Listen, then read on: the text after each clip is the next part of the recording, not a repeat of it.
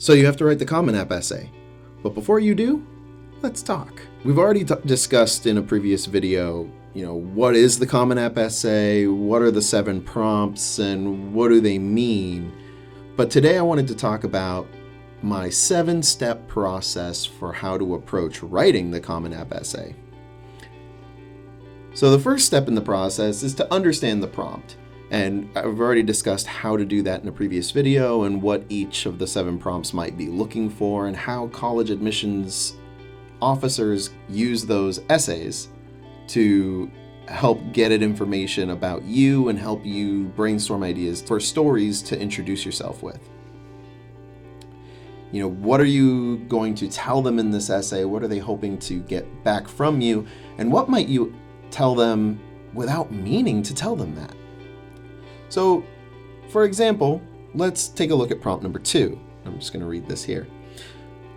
The lessons we take from obstacles we encounter can be fundamental to later success. Recount a time when you faced a challenge, setback, or failure. How did it affect you, and what did you learn from the experience? On the one hand, you're obviously going to tell them about a time that you struggled, and if you're doing your job well, then you're going to tell them how this affected you, both academically, personally, socially, as necessary, and what your takeaways were. But that's just the surface. You might also be signaling what kinds of experiences tend to challenge you. You might also be telling them a little bit about how you react to adversity. Are you the sort of roll up your sleeves and get to work kind of person? Are you the kind of person who shuts down and struggles? You're also going to tell them perhaps how you respond when you deal with challenges and how you approach tackling these sorts of problems. Are you a struggle in silence and go it alone kind of person? Do you enlist others to help you?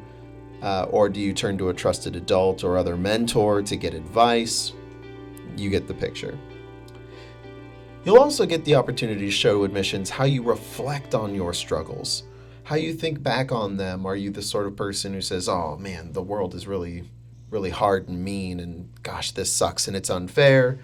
Or are you someone who looks back and says, that was really challenging, but I learned X, Y, Z, and in the moment, I didn't appreciate it, but now I sort of look back and say, oh, that was actually really beneficial for me as a person and an individual. And do you take those lessons and carry them forward into your future endeavors? Not everyone actually does carry their lessons forward and learn from them. A lot of people, you might find, repeat the same habits and the same behaviors over and over, even if those lead to adverse results. We all have our blind spots, but being aware of those blind spots is how we demonstrate being mature. So once we understand what the prompt is asking us for, the second step is to turn over all the cards, as I say. And you can really pick your metaphor, right? Whether you're playing cards or doing a puzzle or playing mahjong, you can't play a game of Go Fish until you have all the cards in your hand, ideally facing you. You can't complete a puzzle till you turn over all the pieces face up. And you can't play mahjong until you get all your tiles and turn them to face you and start to sort through them, right? So similarly, we can't assemble an essay until we get all the pieces out. And this is where brainstorming comes in. Not everyone likes to brainstorm, and everyone brainstorms maybe a little bit differently. Some people use a bubble map, other people will use a bullet list. Some writers need a lot of brainstorming, some writers never brainstorm. But because we're writing a personal statement, and it's an essay that's about us, and because this is something that students aren't necessarily used to doing anymore, since you haven't probably done this since 3rd grade, the writing style is going to be very unfamiliar. So I do recommend that you find some way to brainstorm, even if typically as a writer you don't normally do it. I, for my own self, don't normally brainstorm before I start writing. A lot of that organizational work happens in my head, and then I start writing, and as I go, maybe I'll come up with new ideas and I'll restructure things on the fly. But when it comes to these sorts of essays, even I will sit down and brainstorm. After you do brainstorm, though, you want to share that idea with somebody, whether it's a consultant or advisor or a school counselor, a teacher, a trusted adult, or a friend. Share the story you want to tell with them and see if they can reflect back to you the major themes or the message that you're trying to tell admissions. And if they can't reflect that back to you accurately, or they don't reflect the message that you were hoping that they would reflect, then maybe you need to go back and revise the story that you're going to tell, or at least change how you're going to tell it. After we have our brainstorm, this brings us to step 3, which is identifying exactly what that message is that we want to tell admissions. So you yourself can go through and try to write down in one sentence, this is the message I'm trying to give admissions. This is the thing that I want them to know about me. This is the thing that's key to understanding who I am as a person beyond my academics, beyond my extracurriculars, my test scores, etc. This is the thing that I want them to know. You also want to make sure that this is something that is key to understanding you. You know, you can always ask yourself the question, or rather phrase it in the form of a sentence and say, you don't really know me until you know that whatever. And you might have 3 or 4 things that you could potentially share. And it's not all going to fit into the personal statement. The personal statement should really be one thing, one message that we want to convey. Even though this is the longest essay you're going to write, we should really keep it focused on one idea. If you try to cram too many ideas in there, you're going to be, as they say, a mile wide and an inch deep, meaning you're not going to have enough time to get into the nitty-gritty and details and really show the person that one thing about you, because you've got to jump to the next theme or next idea or next critical piece. We'll have to put those other parts aside and maybe use them for other essays, just not the personal statement. The personal statement should be the most important thing, because this is our one shot at introducing ourselves to admissions. So let's make sure that we're sharing something that's core to who we are. Once you've gotten to the end of this reflection, you have your message, and you're sure that the story that you're telling conveys that message after you've talked to that second person, whomever that person happens to be, then you're all set. But if maybe the story isn't matching the message, that happens. Maybe there's another message, or maybe there's another story that you can tell, or maybe you can adjust the way that you tell it in order to convey the message you want to convey, right? And if you have to do that, then go back to step 2, brainstorm again, and then get back to step 3 and see what happens, right? Don't move on to step 4 until you have your message and your brainstorm conveys that message to another person who's not you.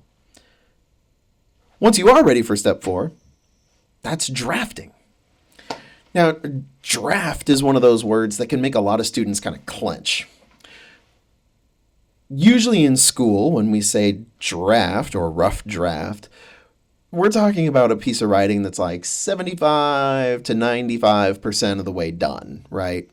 When most students submit a rough draft at school, all the key information's in there, the quotations are in there. There might be a few errors that you just didn't bother to proofread, and you submit it to the teacher kicks it back and says, A, yes, you did it. B, here's all the grammatical stuff you messed up. C, maybe change this one thing. You change those couple things, you fix some of your spelling errors and punctuation, you call it done. It didn't take you that long, right? Here, our essay might not have a completely realized beginning, middle, and end when you draft, right? Drafting here is all about just putting all those ideas out there. Get them all written out. And that can take 1,000 words, 1,500 words, even though the limit's only 650, right? You might need to rearrange those ideas or reorganize those ideas. Some of them, obviously, aren't going to work, and they're going to end up being kind of extraneous. They're incomplete or they're too long. Sometimes they're incoherent and they need to be reorganized and rearranged into something that tells the proper story. But once you've gotten, a couple of paragraphs and maybe some bullet points on where you're heading for the next part of your essay, then you have a draft, right? Maybe it's 200 words, maybe it's 1,200 words. It really doesn't matter, but you're trying to get all the information out there, trying to create the structure and get coherent. Get all those ideas out onto the paper. This is the turning over the puzzle pieces, flipping all your cards over facing you, flipping up your mahjong tiles, whatever, right? I usually like to put the main message or main idea at the top of my document in bold, just so that I remember where I'm going, where I'm trying to be headed. And, as you write, don't worry about organizing your ideas. Just because we read from beginning to end, it doesn't mean you have to write from beginning to end. Especially these days with computers and word processors. If you write the end first, you can copy that and paste it at the bottom. Or you can move up and start filling in information above it. If you write the end in the beginning, you can go down into the middle and start writing the middle afterward. Start with whatever's easy and get that information out, right? Just so you don't have a blank page. That's the most important thing.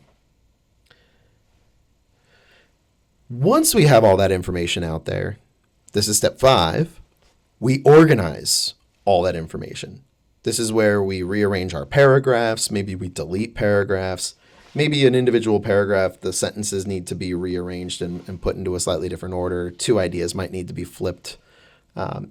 We're doing a lot of organizing, trimming perhaps, just to sort of get ourselves into a place where the story is coherent. And coherent doesn't mean chronological. In the previous video, I talked about some of the different ways that we can write these essays. Sometimes they involve flashback. Sometimes they involve flashing forward with a in media res. And so we want to make sure that whatever story we're going to tell and however we want to tell it, that we organize that information in a way that's going to be coherent for us. You might have an essay that's 1,500 words. That's not going to work for this admissions essay. You've got to get it down to 650. And this is the part that's really, really painful for some students. We get really attached to our words and our sentences. Or you might write something that you're like, this is awesome. I love this part. I really want to keep it. But at the end of the day, if it ends up not serving the story that we're trying to tell, or if it's really beautiful, but it's kind of an idea that's off to the side over here, we might need to cut it. And this is where having that other set of eyes, that other person to help us is really valuable. Because as an editor, I've said to a lot of students, like, this sounds really cool and I really want to keep it too, but we got to get rid of it. And let's copy it, paste it into another document, and then remove it from our essay. And we'll save it over here on the side, so it's not really like gone forever. It's just not going to be in this particular version of the essay, right? When it comes to trimming, I employ a big to small system. So start out by looking at entire paragraphs and decide, do I need this entire paragraph or not? Maybe there's one idea in it that you need and the rest of the paragraph can go away. Maybe the whole paragraph is kind of like extra detail. Get rid of it. There's no point in getting nitty gritty with every single sentence when you find like 5 sentences in a row that you're just going to delete. So start with paragraphs and sort of trim away those extraneous paragraphs. Then get down to individual sentences within some paragraphs and say, do I need this one? Do I need that one? Until you get all the way down to individual words. Maybe some adverbs where you could get rid of the adverb and replace your plain verb with a stronger verb that's more descriptive. Maybe you have 3 adjectives describing a person when really you only need 1, right? And this is where you get all the way down to that sort of nitty-gritty detail in your trimming. You might also have some what I call so what sentences or weak sentences. Anytime you have one of these, like, she is a teacher at my school. So what? Get rid of that and instead say, so-and-so, the English teacher at my school, did whatever, or said whatever, or shared whatever, showed me whatever, right? Instead of having two sentences, so-and-so is a teacher at my school, she showed me, you just say so-and-so, a teacher at my school, showed me. Or so-and-so, my English teacher, showed me. And that'll save you words and get rid of some of these what I call so what sentences. Because if you spend an entire sentence telling me that this person's a teacher at my school, my question to you is going to be, so what? And when it comes to getting rid of individual words, I already mentioned the adjectives, I already mentioned the adverbs and using stronger verbs. I could write a whole series of blogs and do a bunch of videos on how to remove individual words and how to rewrite our sentences in ways that are more efficient and still get to the point and can be creative. But this is not the space for that, right? But just check your adjective use, check your adverb use. That's where you're going to find the most sort of extraneous words. And just make sure you're using strong descriptive verbs whenever you write. That should be enough. Once you get rid of your extraneous paragraphs, your so what sentences, and your weak adjectives and adverbs, that should be enough to get you pretty close to 650 words. You might be at 750, 800 on the outside, but you're probably going to be somewhere between 700 and 750 words. And if you've gotten that close, then you're getting down to those hard choices of like, do I keep this sentence or do I keep that sentence? And that can be really challenging. But once you're in that ballpark, you're really close. And that brings us to step 7, which is trimming. This is not trimming. That brings us to step 7, which is polishing.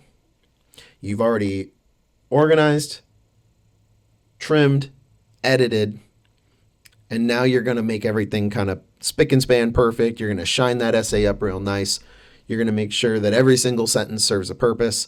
And you're going to absolutely have to get rid of those last, 2 to 4 sentences that you don't really need. You wanted to keep them, but you don't really need them in order to get yourself down to 650.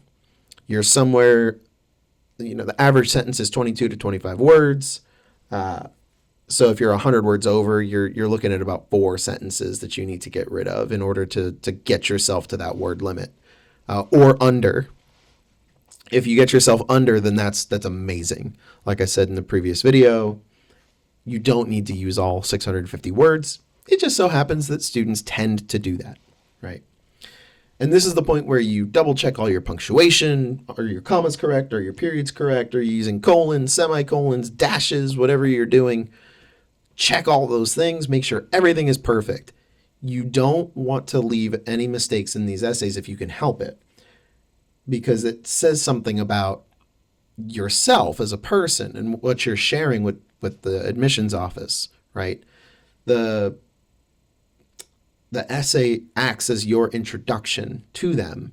And so you want to show up in the best way possible. You're not going to show up in like sweatpants and sandals to meet someone in a professional setting. So you don't want your essay to have a lot of these kind of sloppy errors in them either.